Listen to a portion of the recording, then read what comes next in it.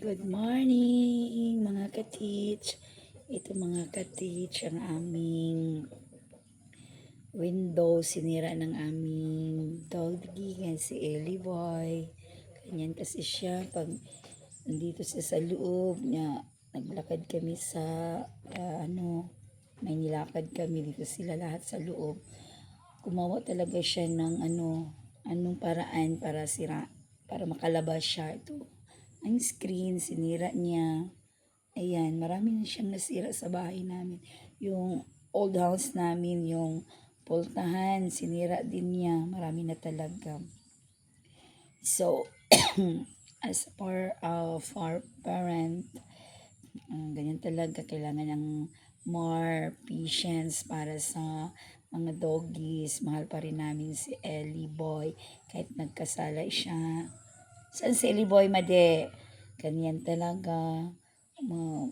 Kailangan taas ang patience mo. Parang bata yan yung kapamilya na din natin yan sila.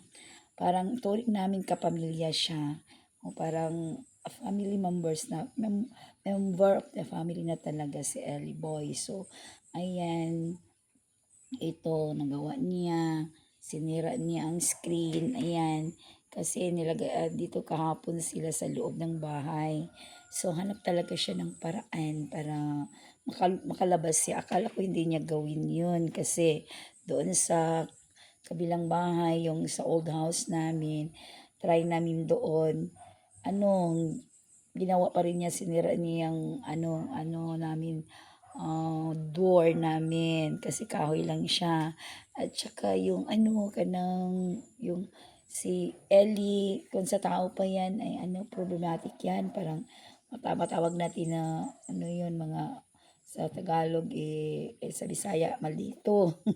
Sa tao pala, maldito. So, napo na sa doggy. So, kailangan more patient para sa kanila. So, ganyan talaga. Kailangan talaga natin ng sobrang pasensya na ibigay. So, ayun. Sinira niya.